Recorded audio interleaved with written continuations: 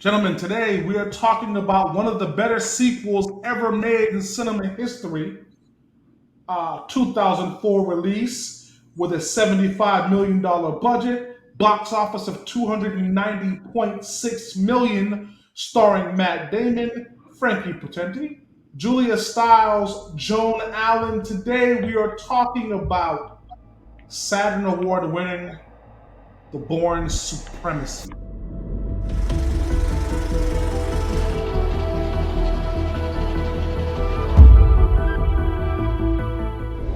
So, fellas, today we have gotten back with Jason Bourne. He's still dealing with his Treadstone situation, and now he finds himself living on a beach with Marie. Life is great until he is framed for a murder and a huge theft by a Russian operative. All right. So with that, the Russian operative we're talking about, and I know we like to kind of, one of the things we always talk about on here is casting. Carl Urban was the Russian operative in this, and Carl Urban is, again, an actor that I whose work I really enjoy. So to see a young Carl Urban in this, watch this movie now versus when I first watched it, and now know who he is, it was like, that's Carl Urban, and like he says like two words in some film. But to get back to your point, Chuck, with this film and the way it started was I liked how they set you. It gave you that kind of false sense of hope, like that false sense of they're in a good place. So, sure, some things are going to happen, but they'll make it through in the end. The power couple will make it through in the end. Not the case. Sorry, Marie, not the case. You didn't. She when they killed her off, it was surprising to me in this film. That more surprising how early it happened in the film. Kind of it set the tone for the whole film and the purpose of the whole film. So that's what I thought was a good jump. I'm gonna tell you what, it makes sense now. Now that because I rewatched it, it makes sense now. But back then, when I'd seen it, because I went to the movies to see this, I was surprised, like you said. I was like, what is happening? What is this? Yeah. I think I went with you. I'm pretty sure we did go together to see this. Maul, you were there too. I think we came back from Miami and went straight to the movie theater to watch this film. To watch it. Yeah. But yeah. I say for anybody who's actually watching this, I think on our last episode when we was talking about the Bourne identity, Charles brought up a good point when he said the minute that she got in the car with Jason Bourne, she signed her own death. Yeah. The timing of when we didn't know, but all we knew is, I mean, anyone who's riding with this dude is basically signing their own death because he's either a killer or you're going to be killed, So there's a poignant part very early in this movie, maybe 6 minutes into the movie, right before the scene that you're talking about, where Marie might be in a little shopping center looking for knickknacks, and Jason comes back and he's like, yo, we got sloppy, we're blown, right? Mm. And you immediately sense the urgency in this film. Immediately, right? Yes. But here's the other side of the coin. I'm watching it with my wife, and my wife kind of agrees with Marie. And my wife was like, as Marie says, what makes you think we're blown? What if you're wrong? Let's just relax. She did this same stuff in the first film. Right? Yeah. I was going to say that. At what point do you trust in his elite instincts? Bro, I'm saying you've seen this man taking down like 4, 5, 6 people at a time. How do you not? You was with them the whole movie. There's your power couple, Adrian. There was a power couple in the first movie. You've seen this dude in action, and yet still, throughout that whole movie, she was like, wait, you don't know that. And then even in part 2 in the beginning, the moment she said, you don't know that. You don't know if it's been blown. I said, throw her out the car. Kick her out. Just kick her out the car. Because we don't have time to be messing around with her. It's like he said in part 1 when he was like, she was slowing me down. She's slowing you down, bro. Kick her out the car. There's a beauty here, Adrian. I know you spoke about this in our previous review of the Bourne Identity, which you can find on one of these tabs up here somewhere in this area. But Adrian made a very special point about the frantic camera work, and I felt like it was multiplied in this version as opposed to the first one, where you were right in the fight, you were right involved, you know.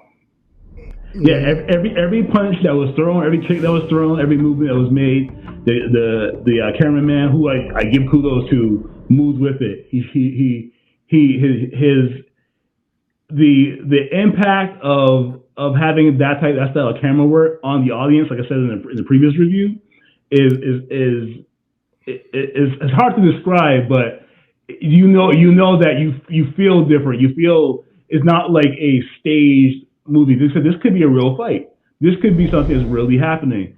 And because we hadn't seen it really before that first Bourne movie, at least not in like a major Hollywood release that I could think of, it seemed really fresh and really new, and you kind of associated it with the Bourne movie that you knew going into the theater now that you're going to get that back and forth and that frantic or the dynamic camera movement. Would you guys in the beginning? So in the first Bourne Identity, right? We seen somebody who was learning how to figure out who he was, like who Bourne was. In this movie, we're seeing, okay, this guy who he has a good feel of who Bourne is, and now we're getting to see what Bourne does, like what he truly does in the moment. Like, he's calculating. This dude is extremely calculating. Like, just like with everything, like he doesn't make mistakes. I realize. And that's funny, Jamal, that you say that, because there's a point in the film where they're watching Bourne and they're saying, "Why would he use his own passport at the airport?" And a mistake. And Nikki's like, "No, they don't make mistakes. They don't make mistakes. He knows exactly what he's doing." He wanted to do that. Yeah. Also, we were talking about how he used the surrounding. I remember there was one scene when he was fighting the guy in the apartment. He took, what was it, a magazine off the table and rolled it up. Y'all remember? He started using the. I was like, yo, that is tight. That is how it's supposed to be, man. Like, okay, I don't have nothing. I really enjoyed that scene, right? Yeah. So what happens there is, first off, again, this scene is really great, by the way. I love this scene. Yeah. So the spy goes into the crib, right? With the same Jason Bourne awareness. He knows something's off. Punches in a code. Me and you, we'll go to the fridge, right?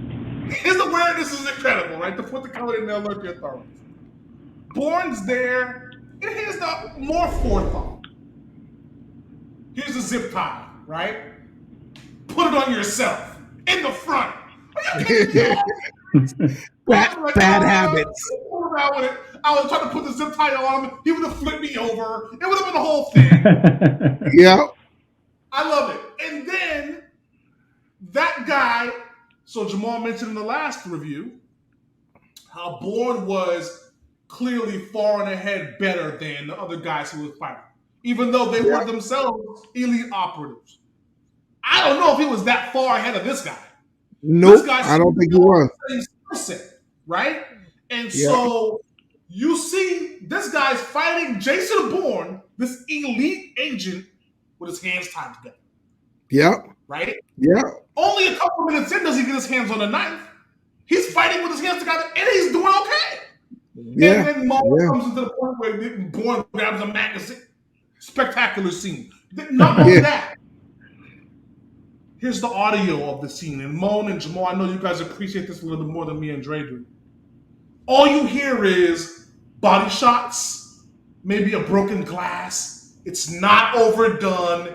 It's really gritty. It really feels like, boy, they working here. Oh yeah. Yeah. That's their art. Like in that moment, it's their art. Mm-hmm. You know. I just want to point out Jason Bourne's blatant disregard for reading materials in these movies. He seems to keep grabbing these pieces of literature and beating people like half to death with them or to death with them.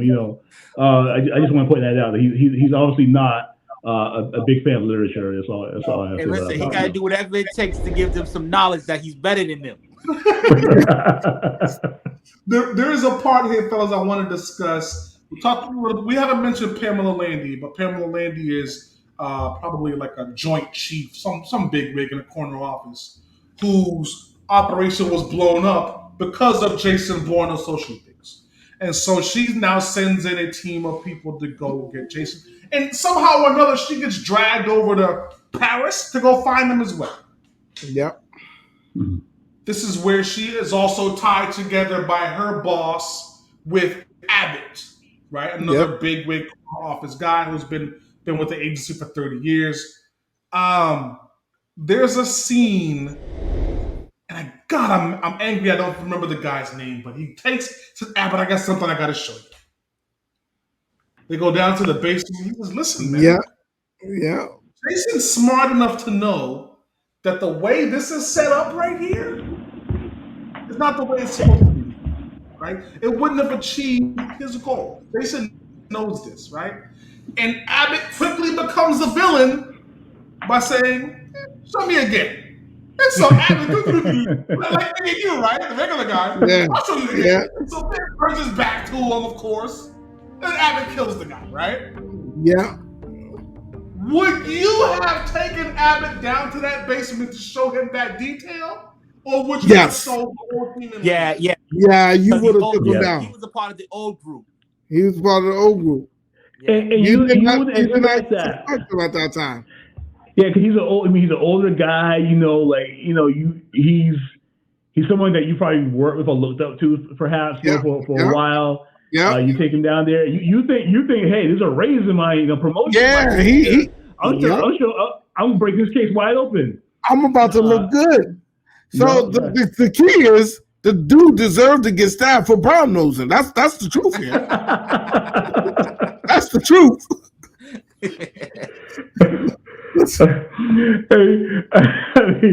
It was just one of those scenes where it's such a simple scene. But you made a good point there, Chuck. Was like, he looks at it talking about the layout of the bombs and everything, and being like most of Mr. Brown Noser. Yeah, this is what he would have done.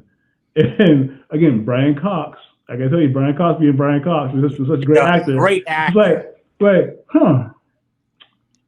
show me that again. Show me that again. Ever since then, I don't turn my back at anybody. I don't care if it's my mama. I don't turn my back on her. I ain't turning back on her either. No. I love that scene. I love that scene. The film that stands out to me as just spectacular work by Jason. And I don't know why these people don't believe him. I don't get it, but it happens at least twice in this series. Hey, meet me here, come alone. No one ever believes him, right? No one ever comes alone, right? Nope. And so now he gets Nikki trapped in this parade of people onto a tram into a subway basement. This is spectacular. Yeah. With 500 people watching her. Watching her. Watching, following, chasing, not even being like discreet about it. They watching. Like we here.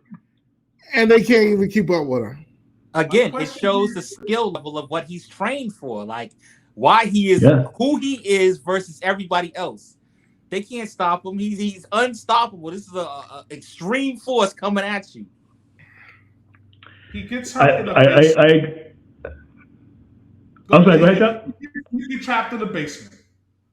And he's bombarding her with questions. First, she works for the CIA. Right? Now, she might be a talent manager or whatever she is. She's not a real operative. But for her to be so emotional in that scene, I was a little taken aback. You're a professional, right? You're not supposed to be in there crying, how about Jason, don't kill me? What are you talking about? And then secondly, why didn't he kill her? I still think he's at heart. He's a good guy. He's one of those good guys, and he never. he's loyal. I'm sorry, Mongo. Yeah, he's loyal. He really don't. He really wasn't killing any of the people, unless they was really coming at him. Because remember, he didn't even kill that director in part one. He didn't kill. He didn't go kill the director. He didn't. He. That's not what he's about. He's not trying to kill people. Plus, you also got to remember he's working off script. Like his whole job is they give him a target, he goes, does it, and goes back to his regular life. Yeah. In this particular scene, like from 1 to now, he's totally off script. Like there's no command that's telling him to do what. This is all him on his own. So he's got to get the information that he needs, and killing people isn't going to get that done. You know. At this point, he's still asking Landy and Nikki, "Is there a Treadstone?" So to your point, he's clearly off script. He still thinks there's a program that he works for. Yeah, you know, he's looking for the boss of that program. Yeah. So yeah, I think you're right in that point. I noticed that like there's like a heavy division going between two factions within the CIA, with Landy and I forgot his name, the other guy. Abbott. But Abbott. He's old. He's from the old team. She's from the brand new team. Never even heard of Bourne until it all goes down. Yeah. You know? So would you say that she is a legitimate part of the CIA, or would you say that she is just as corrupt, trying to come into her own? Well, I think she's legit. Go ahead, Trent. I think she's legit. Yeah. So the whole point of Landy was she was the by the book person. She was doing things correctly. The whole Treadstone program was off the books. That was something that was remember when in the end of the first movie when Treadstone came out, he said, "Oh, it's a training program. Nothing became of it. So we're scrapping it. Boom, move on." So they were all this Treadstone stuff that was happening was illegal activity, even for the CIA people, folks there. So they were hiding it from a lot of the higher ups. Didn't know about it. Well, but then at the beginning of part 2, he also goes on to tell Landy, "No, it was black ops off the books." He goes on to tell her the truth about it. Yeah, he got away from that training op. Well, she knew. If I remember correctly, she kind of knew it wasn't a training op. Yeah, and so she knows what goes on inside the CIA. She just wasn't necessarily a part of that faction of it. So she not that she was Snow White and squeaky clean, but she was more clean and more by the book and follow the law a bit more than the Treadstone people did, because they were all about black ops. They were all about like assassinating people, as we saw, just taking people out.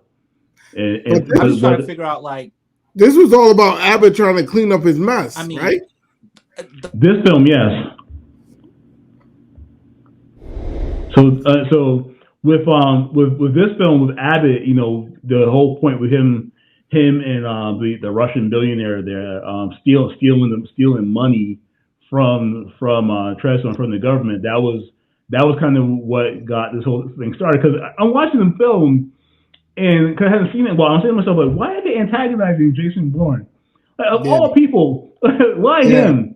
Yeah, and because they thought that he was just like, they could kill two birds with one stone, kill him, get rid of him, so that cleans up the Treadstone trail, and then like nobody knows that about this $20 million or $30 million worth was stolen from the CIA.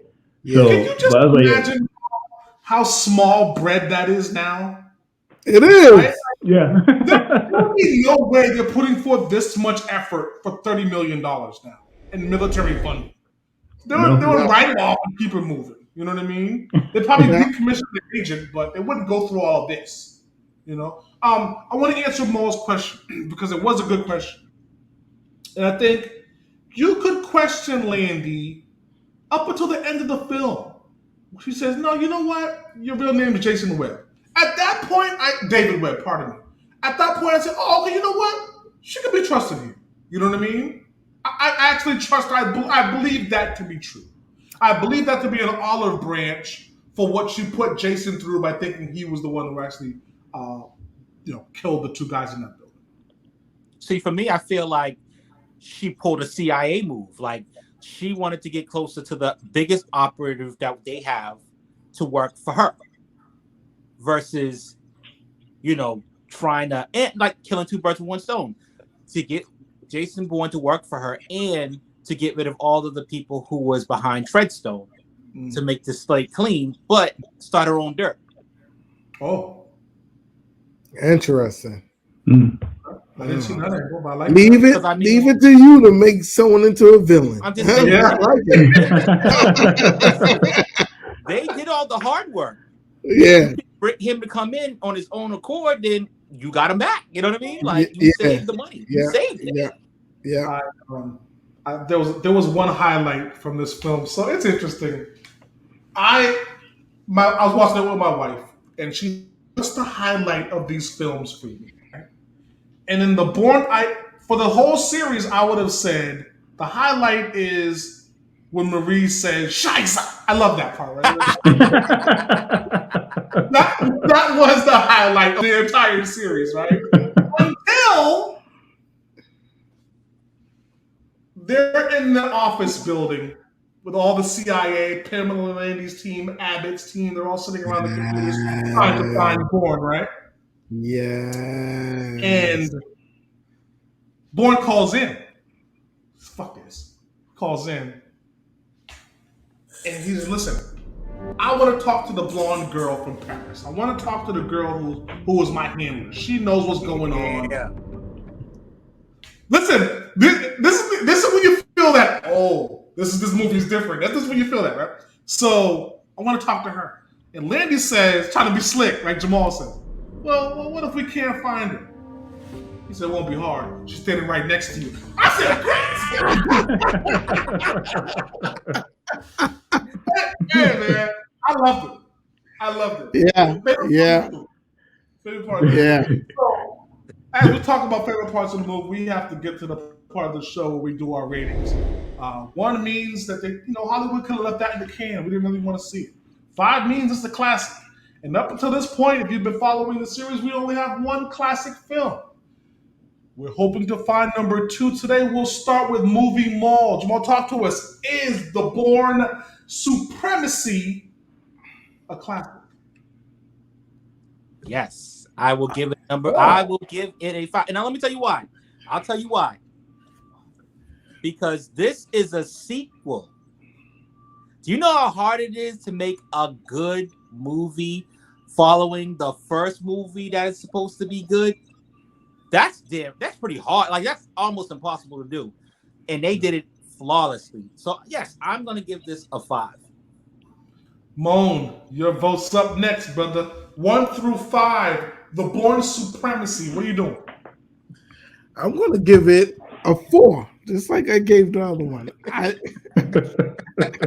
really enjoy it, but I don't think we understand a 5, man. A 5 is something different, it's something that pulled something out of me that had never been pulled out of me before.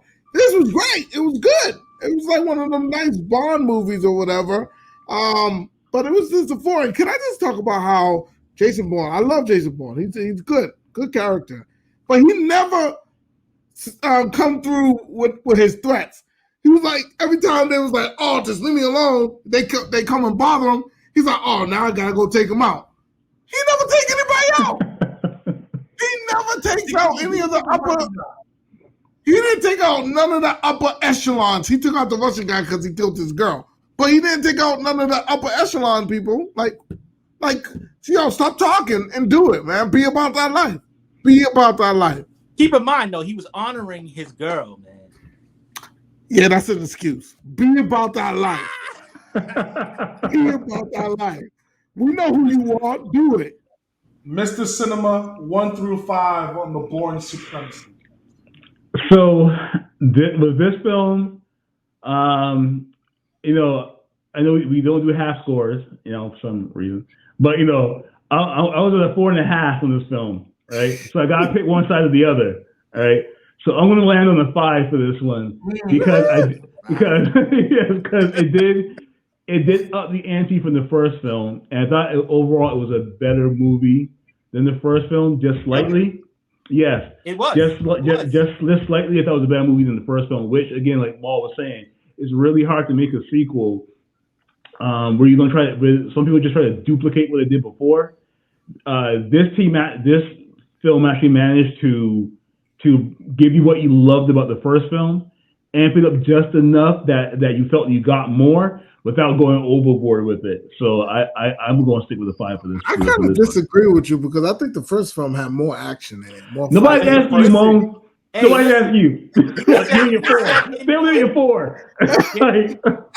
He said in 1, and I repeat, if I feel anybody on my back, there's no measure to how fast I'm going to bring this fight to your doorstep. No, you need to change that. If I feel anybody on my back, I'm just going to make another threat and then continue to make threats. I ain't going to come through with my threat. That's all. You crumb. I think Bourne Supremacy, I don't believe is as good as Bourne Identity. Wow. And I say that because in the Bourne Identity, I walked away very clearly respecting the villains, right? I don't know if I did in this one. Like, to me, the villain in the story is Abbott, right? Okay, he's a corner office guy. I don't remember the snipers and the other operators who were coming after him. I don't remember them at that much at all. Like, I remember Clive Owen, and he said 10 words in the whole movie. So I separate the villains in part 1 from part 2. I think the villains were better, right? And the villains always make for a better hero, in my opinion, right? Secondly, I think this one had a little bit of, a lazy idea, right?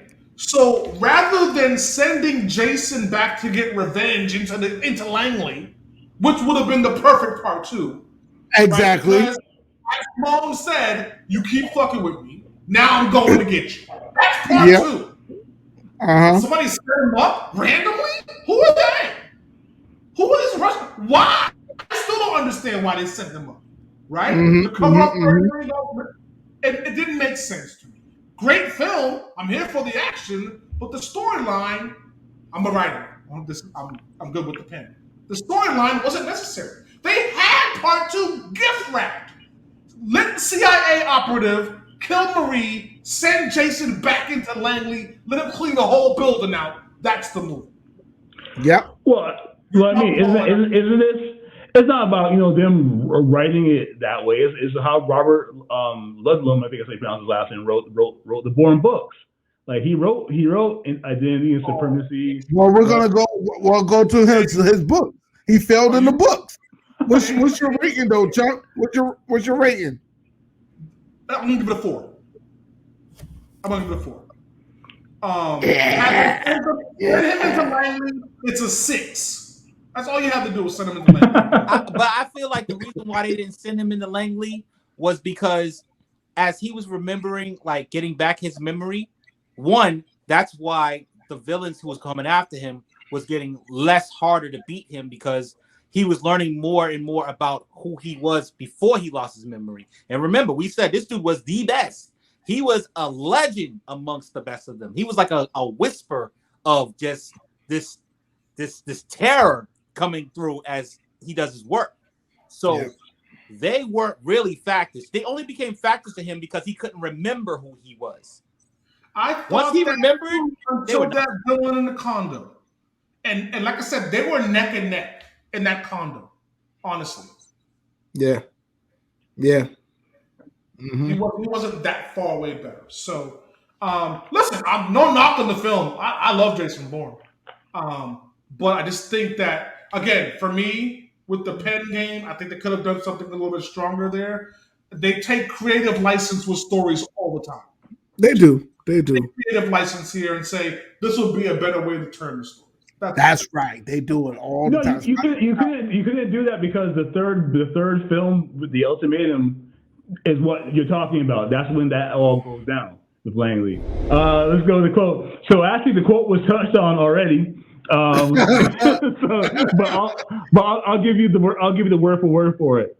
Tom Cronin says he's making his first mistake. Nikki says it's not a mistake. They don't make mistakes. They don't do random. There's always an objective, always a target. Pamela Landy says the objectives and targets always came from us. Who's giving them to him now? Nikki says, scary version? He is. Again, when it comes to this film, that was a major point of this film was that he was discovering who he was, and as Maul was saying, and he's finally more in control. The first film, he was more reactive. This film, he was more proactive as far as going after people. So that is where that quote came from. Yeah, that's a good quote. That's a great quote. And that's a good way for us to get out of here, fellas. So, Bourne Supremacy, while not an official Unspoken classic, is very good. And we do recommend it. It is very good. It is very good. But we got people giving out 5 like candy. I had a 4.5, so I had to go 5. I had to round up. Hey, we making excuses while we doing it. Like, subscribe, follow the channel. We're going to continue to bring you great content.